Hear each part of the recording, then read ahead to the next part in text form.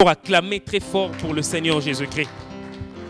Nous rendons grâce à Dieu, lui qui a encore permis que nous puissions encore nous placer en ce lieu pour parler à son peuple comme un simple instrument. Nous rendons encore grâce à Dieu pour notre papa, le pasteur Gabriel Maloba, pour encore la confiance, l'encadrement, l'orientation et surtout ses prières.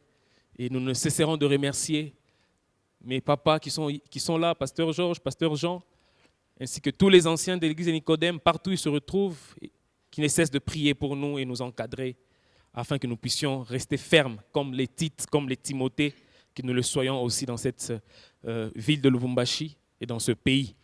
Et nous vous remercions, vous qui êtes déjà fidèles à ce programme, et vous qui nous suivez dans les familles, dans les foyers, et vous qui allez nous suivre, que Dieu vous bénisse pour votre disponibilité. Et nous vous prions, si vous n'êtes pas encore abonné à notre chaîne YouTube, de le faire et de suivre tous les enseignements que nous avons déjà eu à enregistrer. C'est pour notre et votre édification spirituelle. Amen. Voilà, déjà nous avons commencé notre thème, rachetant le temps afin de vivre heureux ici sur terre. Il y a quelqu'un qui peut se demander, mais pourquoi seulement heureux ici sur terre? Parce que nous sommes sur terre et que la terre et le ciel appartiennent à l'Éternel. Et nous, ses enfants, nous devons apprendre déjà ici sur terre à racheter le temps, parce que c'est sur terre que nous prenons déjà l'engagement. C'est sur terre que nous confirmons notre attachement à Dieu. C'est sur terre, ce n'est pas quand tu mourras. Voilà pourquoi c'est sur terre qu'il faut vivre heureux. C'est sur terre qu'il faut apprendre à racheter le temps, parce que quand tu meurs, c'est fini. Le temps est passé. Et dans l'éternité, il n'y a pas le temps. Il n'y a ni commencement ni fin. C'est l'éternité. C'est ainsi que nous avons commencé en disant pourquoi racheter le temps. Il y a eu plusieurs points. Vous allez suivre ça. Vous pouvez toujours suivre ça sur notre chaîne YouTube, Instagram. Et aussi, nous avions dit comment racheter le temps. Premièrement, nous avions dit nous rachetons le temps. Comment le faire? C'est en recevant le Seigneur Jésus-Christ comme Seigneur et Sauveur personnel. Amen.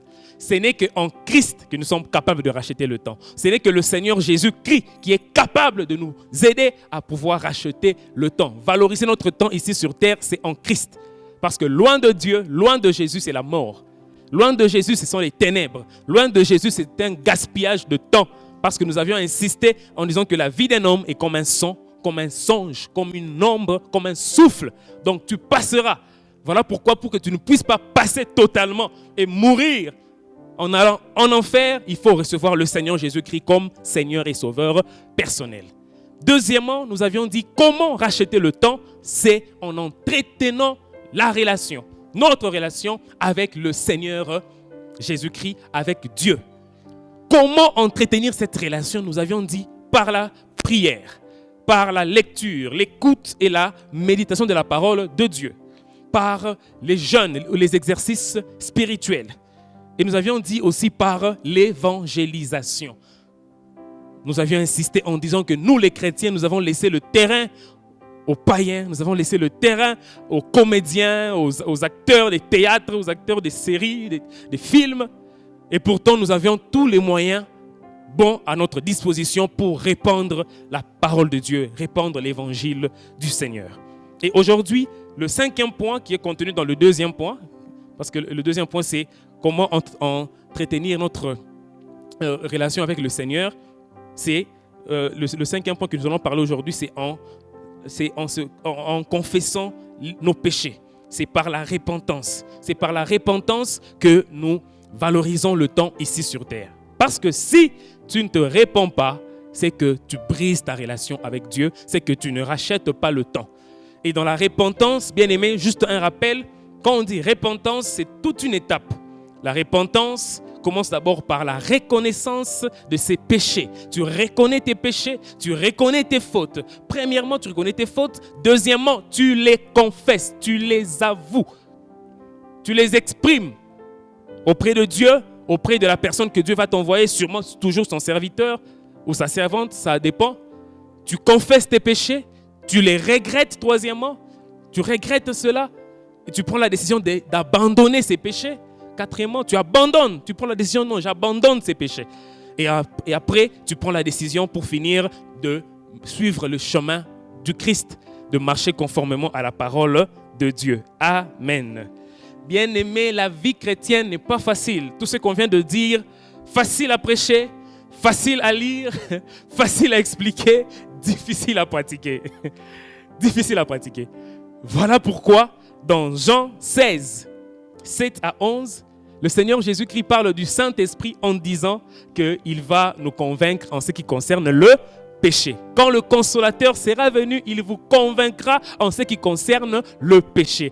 Donc, bien-aimés, sans le Saint-Esprit, on ne pourra pas être capable de confesser nos péchés. On ne pourra pas être capable de se repentir à chaque fois que nous commettons une faute, à chaque fois que nous offensons Dieu ou que nous offensons notre prochain.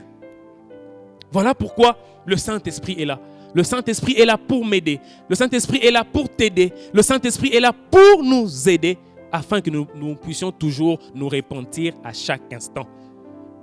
La Bible le dit dans le livre d'Ecclésiaste qu'en tout temps que vos vêtements soient blancs. Donc, si ton vêtement, tes œuvres, le vêtement c'est l'image des œuvres. Si tes œuvres ne sont pas pures devant Dieu, c'est que tu ne rachètes pas le temps. C'est que tu vas rater l'enlèvement. C'est que tu vas mourir et tu iras dans le mauvais séjour de mort. Tu iras dans le préparatoire de l'enfer. Mais quand tu te disciplines, quand tu as cette volonté de toujours te repentir, de toujours maintenir tes vêtements blancs, c'est que tu es en train de racheter le temps. 1 Jean, le premier livre de Jean, chapitre 1er, 6 à 10, que nous allons lire. 1 Jean 1, que nous connaissons sûrement. 1 Jean 1, 6 à 10, nous lisons au nom de Jésus. Si nous disons que nous sommes en communion avec lui et que nous marchons dans les ténèbres, nous mentons et nous ne pratiquons pas la vérité. Toujours 1 Jean 1, chapitre 1er, verset 7, nous continuons. Mais si nous marchons dans la lumière, comme il est lui-même dans la lumière, qui? Dieu. Nous sommes mutuellement en communion, et le sang de Jésus, son Fils, nous purifie de tout péché. Nous continuons toujours. 1 Jean 1, 8. Si nous disons que nous n'avons pas de péché, nous nous séduisons nous-mêmes, et la vérité n'est point en nous. Verset 9. Si nous confessons nos péchés, il est fidèle et juste pour nous les pardonner et pour nous purifier de toute iniquité. Verset 10 pour finir. Si nous disons que nous n'avons pas péché, nous le faisons menteur et sa parole n'est point en nous. Que Dieu bénisse sa parole. Bien-aimés, on dit ici que si nous confessons, c'est l'apôtre Jean, il dit si nous confessons nos péchés, nous devons être capables de confesser les péchés. Nous devons être capables, nous les chrétiens, parce que je sous-entends que déjà tu as reçu le Seigneur Jésus-Christ comme Seigneur et Sauveur. Je sous-entends que maintenant tu as compris qu'il faut entretenir ta relation avec Dieu pour acheter le temps. Par la prière, la lecture de la parole de Dieu, les exercices spirituels, par l'évangélisation. Et maintenant nous parlons de la repentance, la confession, surtout nous insistons, la confession des péchés. Aujourd'hui, bien-aimés, nous savons que beaucoup de chrétiens ont cette difficulté de pouvoir confesser leurs péchés. Beaucoup de difficultés. Des difficultés pour pouvoir déclarer, confesser. Non, Seigneur, j'ai fait ceci. J'ai parlé mal à ma femme. Je me suis mal exprimé à mon frère. Je me suis mal exprimé à ma soeur. J'ai convoité, Seigneur. J'ai corrompu. J'ai volé. J'ai triché à l'école, à l'université. Aujourd'hui, peu de chrétiens sont capables de pouvoir confesser leurs péchés. Ils commencent à généraliser, comme dans les églises conventionnelles où nous étions, où on dit Seigneur, j'ai péché en pensée, j'ai péché en parole, j'ai péché en acte, par action et par omission. Un point entré. Non, confesse, dis ce que tu as fait. Seigneur, j'ai convoité la femme de mon voisin. Seigneur, j'ai connu le corps d'un homme avant le mariage. J'ai connu le corps d'une femme avant le mariage. Seigneur, j'ai volé dans mon entreprise. Seigneur, j'ai truqué les chiffres étant comptable. Seigneur, j'ai convoité. Déclare, confesse et quand tu confesses, aie l'assurance, mon frère, ma soeur, que le Seigneur est fidèle. Il est fidèle et juste pour te pardonner et pour te purifier de toute iniquité. Amen.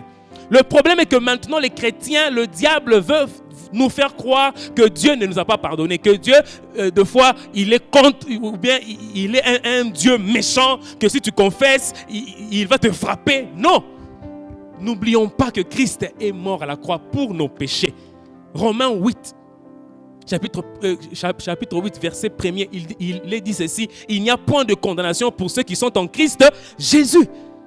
Bien-aimés, Hébreux 4, 14 à 16. J'ai dit Romains 8, verset 1er. Hébreux 4, 14 à 16.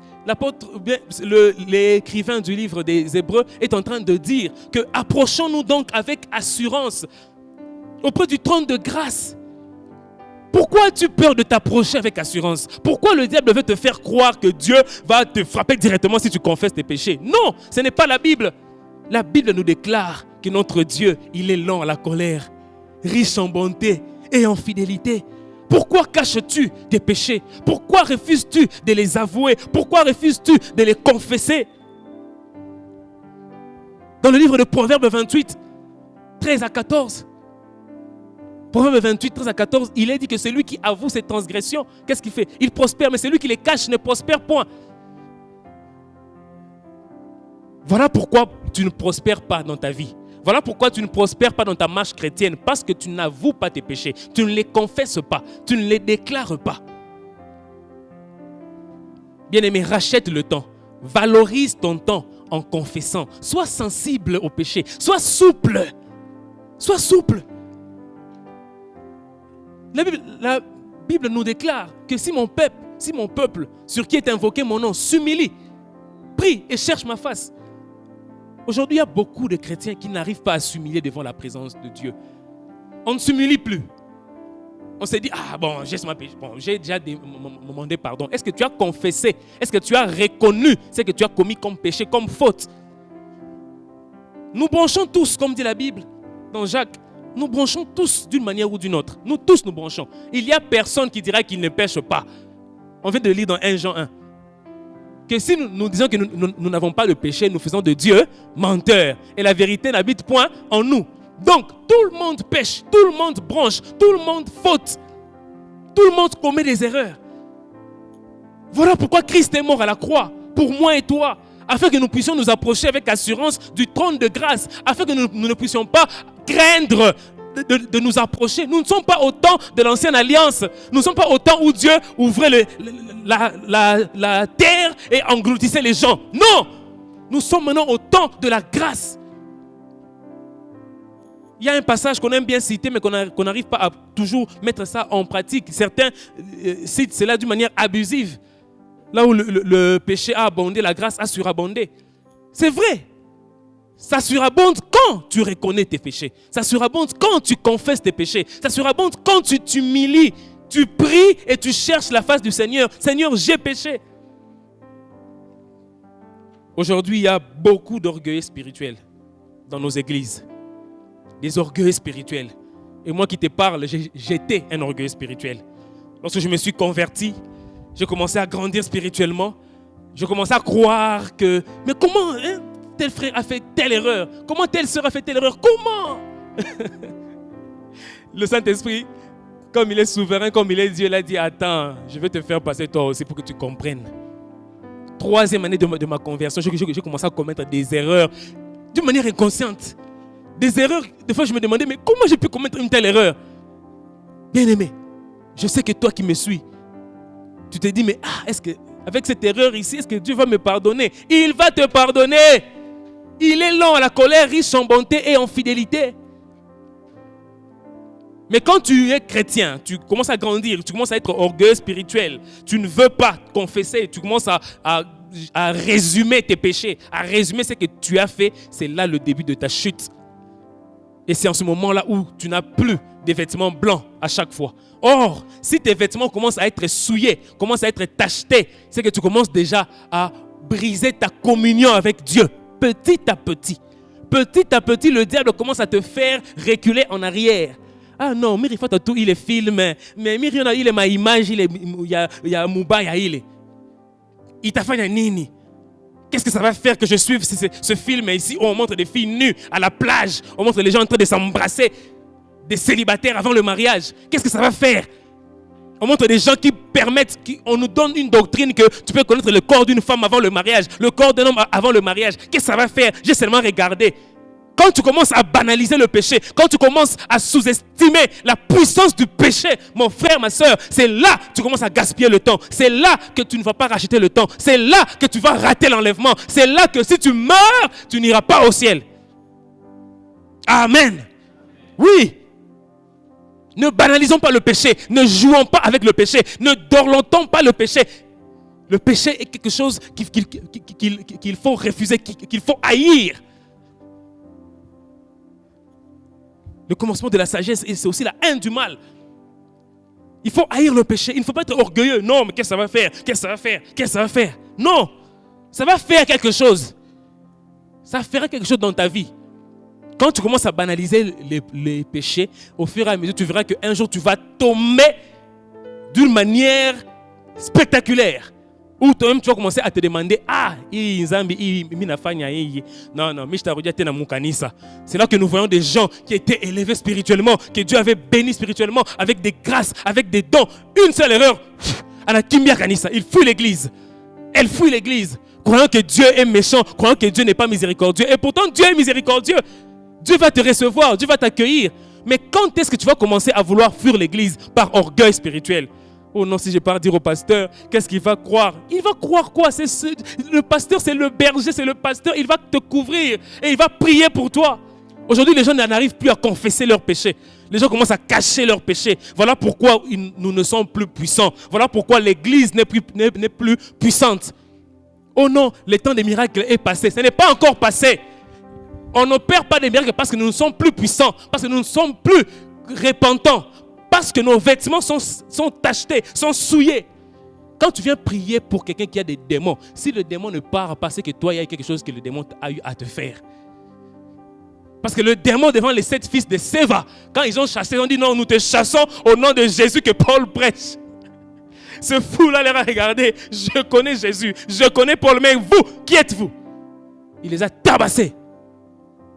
Aujourd'hui, nous ne sommes plus puissants parce que nous dorlotons le péché, parce que nous ne rachetons pas le temps, parce que nous disons qu'il y a encore le temps. Non, je vais demander pardon. Je vais demander pardon. Ah, frère Yann, je vais demander pardon. Tu vas demander pardon. Quand est-ce que tu vas demander pardon? Et si aujourd'hui, tu pèches, tu ne te répands pas et que tu meurs, dis-moi, tu iras où? Point d'interrogation. Je n'aime pas être trop tranché. Peut-être qu'on nous a enseigné. Ne pas dire que non, tu iras en enfer. Non, parce que nous sommes au temps de la grâce et le Seigneur lui-même sait comment est-ce qu'il va te récupérer. Mais si tu as la mauvaise habitude de toujours cacher tes transgressions, bien aimé, tu as beaucoup de risques de rater le ciel. Et si tu meurs, tu as 100% de risques de partir au préparatoire de l'enfer. Aujourd'hui, l'orgueil spirituel est en train de tuer l'Église. L'orgueil spirituel est en train de nous empêcher à racheter le temps, à ramener toujours, non, je vais demander pardon, je vais confesser. L'orgueil spirituel, bien aimé, va faire que lorsque même si quelqu'un t'a offensé, tu n'as plus toi-même le courage d'aller vers la personne. Bien aimé. Dans Matthieu 18, 15 à 17, Matthieu 18, 15 à 17, le Seigneur Jésus-Christ est en train de nous enseigner. Lui-même, il nous enseigne. On va lire ça. C'est très important. Matthieu 18. Matthieu chapitre 18, du 15e au 17e verset. Nous lisons au nom de Jésus. Si ton frère a péché, va et réprends-le entre toi et lui seul. Chose que beaucoup ne font plus. S'il t'écoute, tu as gagné ton frère. Mais s'il ne t'écoute pas, prends avec toi 1 ou 2 personnes afin que toute l'affaire se règle sur la déclaration de 2 ou de 3 témoins. S'il refuse de les écouter, dis-le à l'église. Et s'il refuse aussi d'écouter l'église, qu'il soit pour toi comme un païen et un publicain. Aujourd'hui, l'église a beaucoup d'orgueil spirituel qui, lorsqu'il y a un problème entre lui et un frère, entre lui et une sœur, il croit que être spirituel, comme j'avais suivi un homme de Dieu, ça m'avait beaucoup touché et moi-même j'étais dans ce piège-là. Non, comme je suis spirituel, comme je suis encadreur, c'est elle qui a commencé. C'est à lui de commencer à venir me demander pardon. Faux! Ça prouve que tu n'es pas encore mature spirituellement. Si tu es mature et que quelqu'un t'a offensé, première chose, soit, si ça ne t'a pas trop touché, tu lui pardonnes. Et tu continues à vivre cette relation avec la personne comme si rien n'était. Et la personne elle-même va commencer à s'étonner. Paul n'a-t-il pas dit que qu'on doit surmonter le mal par le bien. Que lorsqu'on fait du bien à nos ennemis, on produit des charbons ardents sur leur tête. Donc, première chose, quand quelqu'un t'offense et que ça ne t'a pas trop effleuré, ça ne t'a pas trop touché, tu lui pardonnes. Tu comprends. Tu dis, bon, il l'engage sûrement parce que il m'a chez confinement, tout le monde est à la maison, ma carte, peut-être c'est pour cela qu'il m'a répondu comme ça. Tu comprends seulement. Mais si tu vois que, première fois, il est encore blessé, troisième fois, va le voir, mon frère, ma soeur, vraiment, ta façon de me répondre me fait mal. C'est pour moi une occasion de chute. Est-ce que vraiment tu peux essayer d'éviter cela? Ah, vraiment, ok. Après, vous priez ensemble, ok, je te pardonne, tu me pardonnes, c'est fini. Mais aujourd'hui, les orgueilleux spirituels, eux, ils attendent que l'autre seulement puisse venir. Maintenant, vous vous rencontrez en route. Toi, tu attends que lui puisse te saluer. Lui aussi attend que tu puisses le saluer et vous vous passez. Et maintenant, si Jésus-Christ revenait au moment où vous vous passez là, tu diras quoi? Non, Jésus, c'est lui qui avait commencé. Or, Jésus lui-même, à la croix, lorsque les gens sont en train de le crucifier, il dit, Père, pardonne-leur, car ils ne savent pas ce qu'ils sont en train de faire. Étienne, étant lapidé, au lieu de dire que Seigneur, maudis ces gens qui me lapident, maudis-les. Mais Étienne dit, Seigneur, pardonne-leur. Quel amour! J'ai suivi un témoignage de la mort des disciples, de la mort des apôtres. Il y a eu un apôtre qui, lui, lorsqu'il fut crucifié à cause de Jésus, au lieu de commencer à maudire ses bourreaux, lui, il commençait à leur prêcher Jésus. Il leur disait, repentez-vous, repentez-vous, repentez-vous, repentez-vous, jusqu'à ce qu'il est mort. Aujourd'hui, nous commençons à devenir des orgueilleux spirituels et nous commençons à laisser la place au diable. Nous commençons à nous dire que non, j'ai le temps de me repentir, j'ai le temps de confesser mes péchés. Bien-aimé, dès que tu sens que tu as péché, demande pardon. N'attends pas que tu rentres à la maison. Dans ton âme, dans tes pensées, déclare-le. Seigneur Jésus, pardonne-moi. Je viens de convoiter une voiture. Je viens de convoiter une maison. Tu rachètes le temps. Parce que tu sais que je ne sais pas quand est-ce que Christ viendra. Et il dit que je viendrai comme un voleur.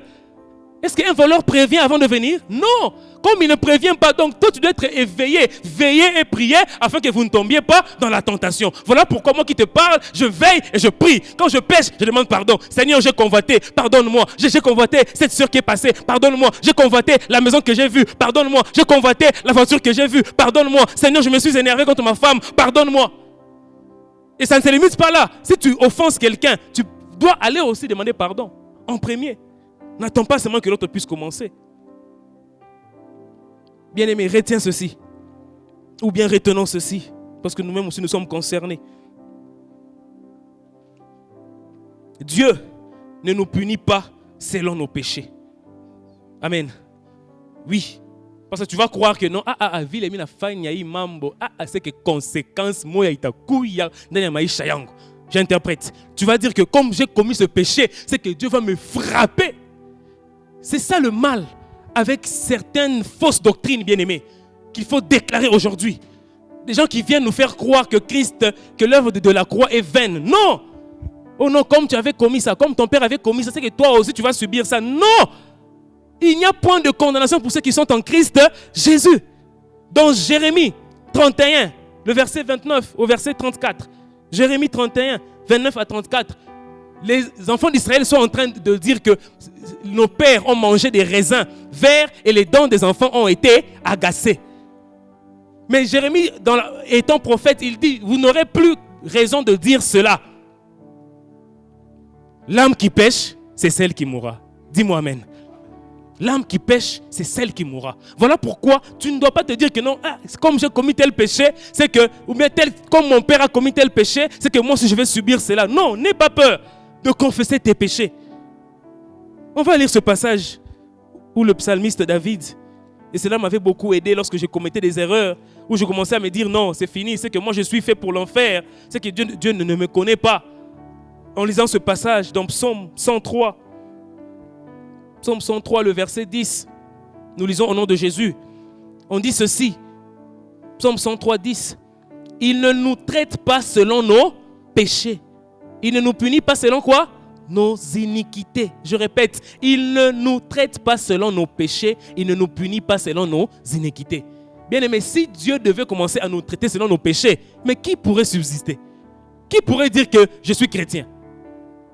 Imagine combien de péchés que tu as eu à commettre avant que tu ne reçoives le Seigneur Jésus-Christ comme Seigneur et Sauveur. S'il devait commencer à te restituer cela, bien aimé, qui pourrait vivre? C'est ainsi que lorsque tu es vraiment réellement converti, tu dois proclamer que les choses anciennes sont passées. Maintenant, toutes choses sont devenues nouvelles. Je suis devenu une nouvelle créature. Je suis passé de la mort à la vie, des ténèbres à l'admirable lumière de notre Seigneur Jésus-Christ. Que personne ne te dise que ouais, vile uritenda hii nzambi inaisha utashikia, ouais, maisha yako isha kuisha. Non, on ne te dise pas ça. Que comme tu as fait ceci, c'est fini pour toi. Non, Christ est là. Christ a les bras ouverts. Il est le Dieu miséricordieux, lent à la colère, riche en bonté et en fidélité. Amen. Deuxième chose, tant que tu ne pardonneras pas aux autres leurs offenses envers toi, Dieu ne te pardonnera pas non plus tes péchés. Amen. C'est biblique. Nous, de fois, on commence maintenant, les chrétiens d'aujourd'hui, les chrétiens du temps moderne, on commence à blaguer avec ça. Que non, je ne vais pas lui pardonner. Je ne vais pas lui pardonner. Quand toi tu refuses de pardonner, Dieu ne te pardonnera pas non plus. Matthieu 6. C'est très important d'insister dans ça parce que beaucoup risquent de rater le ciel par cet orgueil spirituel. Matthieu 6, le verset 12. Matthieu 6, verset 12. Donc, si tu ne pardonnes pas, toi aussi on ne te pardonnera pas non plus. On blague, hein? On dit non, qu'est-ce que ça va faire? Moi, de toute façon, j'ai déjà demandé pardon. J'ai déjà demandé pardon à Dieu. Donc, comme lui, comme elle m'a fait du mal, moi, j'ai déjà demandé pardon. Même si je ne pars pas lui voir, même si je ne pars pas la voir, j'ai déjà demandé pardon à elle sur le plan spirituel. Ça n'existe pas. Tu dois aller demander pardon. Et si tu es mature spirituellement, c'est à toi-même d'aller commencer. Même si c'est l'autre qui avait fait du mal, c'est à toi d'aller vers la personne. Parce que si tu ne pardonnes pas, tu ne seras pas non plus pardonné. Toujours Matthieu 6, 14 à 15. Matthieu 6, 14 à 15. Si vous pardonnez aux hommes leurs offenses, votre Père Céleste vous pardonnera aussi. Donc en d'autres termes, si vous ne pardonnez pas aux hommes leurs offenses, votre Père Céleste ne vous pardonnera pas non plus. Jésus, je refuse de rater le ciel parce que je suis orgueilleux spirituel. Je refuse de rater le ciel parce que je suis têtu spirituel. Je refuse de rater le ciel parce que je refuse d'aller demander pardon parce que je ne suis pas sensible au péché et demander pardon. Je refuse. Voilà pourquoi, lorsque je commets à quelqu'un quelque chose et que j'apprends que telle personne a parlé du mal parce que je l'avais mal répondu, j'avais mal agi, je suis prompte à aller vers la personne et lui dire, mon frère, ma soeur, si je t'ai fait du mal, pardonne-moi. Pourquoi? Parce que je rachète le temps, parce que je refuse que mon vêtement soit tacheté, parce que je veux que mes vêtements demeurent toujours blancs, blancs, blancs, blancs et blancs. Amen. Voilà pourquoi, bien-aimé, j'ai toujours cette conception en moi venant de la part de Dieu que le jour où on ira au ciel, on se retrouve devant Paul, devant Pierre, devant Étienne qui lui avait pardonné. Que diras-tu à Étienne? Non, parce que Arini Chamboula, je ne veux pas aller Mishmurumi. Étienne va te dire, moi j'ai été lapidé, mais j'ai pardonné. Jésus lui-même te dira, moi j'ai été crucifié. Moi, Dieu, j'ai accepté que les créatures me crucifient, mais j'ai pardonné. Si tu ne pardonnes pas, tu ne seras pas non plus pardonné. Amen. Voilà pourquoi il y a eu un témoignage d'une femme. J'ai suivi ça sur YouTube. Toi, tu ne suis que sur YouTube que des blagues et des théâtres. Suis aussi des témoignages réels, des prédications, des enseignements. Affectionne-toi aux choses de Dieu. En suivant ce témoignage, j'ai vu une femme qui dit qu'elle n'avait pas pardonné à son père qui les avait abandonnés. Et lorsqu'elle était tombée malade, elle est décédée. Pendant quelques temps, elle est allée au ciel. Et au lieu qu'elle aille au ciel, on l'a ramenée dans un couloir sombre où il y avait des démons qui étaient en train de la tirer, de la griffonner. Elle criait, qu'est-ce que j'ai fait? Qu'est-ce que j'ai fait? Les démons lui répondaient, tu n'es pas digne d'entrer au ciel. Tu es ici, ta place est ici. Elle a dit, mais pourquoi? Moi je servais le Seigneur, je craignais le Seigneur, j'étais protocole, j'étais chantre, j'étais ceci, j'étais cela. Ils ont dit, non, toi, ta place est ici. Ils lui ont maintenant dit que non, toi, tu ne pardonnes pas. Tu n'as jamais pardonné à ton père. Elle dit, mais mon père, il nous avait abandonnés. Mon père, il nous avait fait ceci, cela. C'est après qu'en criant « Jésus, Jésus, aie pitié de moi, Jésus, aie pitié de moi », tout d'un coup, elle se retrouve dans un endroit où il y avait la lumière. Jésus lui a montré les traces des clous. Il lui a dit, toi tu refuses de pardonner. N'oublie pas cette parole de Matthieu 6, 14 à 15, que si tu ne pardonnes pas, tu ne seras pas non plus pardonné. Rentre sur terre, va dire aux autres qu'ils ne puissent pas badiner avec ce verset. Parce que réellement, quand vous ne pardonnez pas, moi aussi je ne vous pardonnerai pas non plus. Bien aimé, quand tu ne pardonnes pas, quand tu ne confesses pas tes péchés, c'est que tu as un fardeau. Au lieu de marcher la tête haute, tu marches tout droit dans ta marche chrétienne. Toi, tu es en train de marcher comme ça. Parce que tu as des poids. Quand tu vois le frère Yann, ton cœur s'abîme. Mais quand ton cœur là commence à s'abîmer, est-ce que ça vient de Dieu ça? Non, ça vient du diable. Donc, que faire? Va voir le frère Yann, dis-lui, frère, ce jour-là, tu m'avais dit ceci, cela, ça m'avait fait mal au cœur. Frère, vraiment, ça m'avait fait mal. Ah, mon frère, je demande pardon. Ah, ma soeur, je demande pardon. Vous priez ensemble et la gloire va revenir à Jésus. Amen. Fais-le, non pas pour que l'autre puisse savoir que non, toi, tu es un vrai chrétien. Non, fais-le pour que Dieu te justifie. Amen. Non, mais si je commence, qu'est-ce qu'elle lui va dire? Il va me voir comme si je suis faible. Oui, l'apôtre Paul dit, lorsque je suis faible, c'est alors que je suis fort. Amen. Quand tu es humble, c'est alors que Dieu va t'élever. Quand tu es humble, c'est alors que Dieu va te glorifier. Et quand tu vas te tenir debout dans ta maison, ton enfant tombe malade à minuit, le téléphone est lobat, toi-même tu prends la main, tu imposes l'enfant, tu dis, allez, toi malaria, sors au nom de Jésus. Toi fièvre, sors au nom de Jésus. Et la fièvre sort. Mais comme toi, tu ne pardonnes pas aux autres, comme toi, tu es acheté, la malaria ne va pas partir. Tu vas appeler le pasteur, ce jour-là, Dieu va faire que le pasteur aussi, il a éteint le téléphone. L'enfant va mourir pour te faire voir que toi, tu n'es pas puissant. Malgré tout ce que tu as comme marche chrétienne, malgré tout ce que tu as comme expérience dans la vie chrétienne, tu n'arriveras pas à chasser même un démon stagiaire. Parce que le démon, quand tu le chasses, il te regarde, il jette les regards, il te scanne. Est-ce que celui-ci, il aime les autres? Est-ce que celui-ci pardonne aux autres? Rancunier, beaucoup de fardeaux. Allez, je ne sors pas. Tu vas chasser, tu vas transpirer. Tu vas sors au nom de Jésus, sors au nom de Jésus. Ou tu vas te fatiguer. Le démon ne sortira pas. Parce que toi-même, tu as un démon. Quel démon? Le démon de l'orgueil spirituel. Le manque d'humilité. Est-ce qu'on peut acclamer pour la parole de Dieu? Bien-aimé, écoute ceci. Tant que tu ne vas pas pardonner, bien-aimé, c'est que tu n'as pas compris qu'il faut racheter le temps. Le temps ne nous appartient pas. Le temps ne nous appartiendra jamais. Et je te parle à toi qui as peur de confesser tes péchés. Tu as arraché le mari d'autrui par ta séduction. Aujourd'hui, tu n'arrives plus à te marier. Confesse tes péchés. Viens voir les hommes de Dieu, qu'ils prient pour toi. N'aie pas honte, dis-le. Tu suivais des films pornographiques, tu te masturbes dans ta douche. Viens confesser. Tu triches à l'école. Tu as obtenu un diplôme de licence, mais en trichant. Chose qui m'avait vraiment touché quand j'avais repris la première licence. Avec 56% à journée. J'ai vu un ami avec 50%. Il est passé en deuxième licence. Parce que lui n'avait pas des grands échecs dans les cours de base. Mais il trichait. Ça m'a fait mal. J'ai dit, Seigneur, tu as laissé même lui passer. Parce que Dieu, quand il veut te punir, il te punit.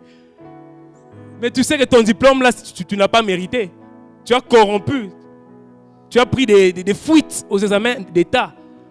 Quand on était assis sur la chaise, là, aux examens d'État, on voit des papiers qui passent. Thibaut prend. Je prends ça, je fais passer. Elle dit, yo, Zouate, toi attends, tu ne vas pas réussir. Je leur ai dit, le Dieu qui m'a donné l'intelligence, il va me donner la réussite au nom de Jésus. Et j'ai réussi devant ceux qui avaient des fuites. Ils avaient toutes les fuites. S'il faut me suivre, j'ai réussi plus que vous. Maintenant, à quoi bon de toucher les fuites? À quoi bon de faire des laboratoires? Un chrétien dans les laboratoires, on te prend comme mercenaire pour faire une interrogation. Chrétien, confesse cela. Voilà pourquoi beaucoup finissent les études universitaires, ils ne trouvent pas du travail. Oh non, ni malédiction. Non, ce sont tes péchés qui t'empêchent d'avoir ce travail-là. Parce que quand tu te dis chrétien et que tu refuses de toucher aux fétiches, tu veux aller dans la voie normale, Dieu va te ramener d'abord vers lui. Confesse tes péchés avant que tu n'aies le travail. Confesse tes péchés avant que tu n'aies ce mariage. Confesse le péché avant que tu n'aies ce travail. Confesse le péché avant que ton commerce ne puisse évoluer. Confesse tes péchés. Confessons nos péchés. C'est ça, racheter le temps. Parce que quand quelqu'un confesse ses péchés à chaque instant, il a conscience que le temps ne lui appartient pas. Il a conscience que Jésus peut revenir d'une minute à une autre. D'où il n'y a pas le temps de gaspiller le temps, de gaspiller son temps, de perdre la vie chrétienne à cause d'un péché. Dès que seulement il pêche, il dit Seigneur, pardonne-moi. Dès qu'il pêche, Seigneur, pardonne-moi. Dès qu'il pêche, Seigneur, pardonne-moi. Dès qu'il commet une erreur envers quelqu'un, il va. Il y a même des hommes mariés qui n'attendent que leur femme, qu'elle puisse commencer à demander pardon. Non, toi aussi tu peux commencer à demander, papa. Humilie-toi aussi. Ah chérie, vraiment, c'est moi qui avais commencé. Pardonne-moi. Il y a aussi des mamans qui, elles aussi, n'arrivent pas à demander pardon. Commence. Tu es chrétienne, fais-le. Et tu verras qu'il y aura l'harmonie dans ton couple. Et le Seigneur vous bénira. Est-ce qu'on peut acclamer pour la parole de Dieu?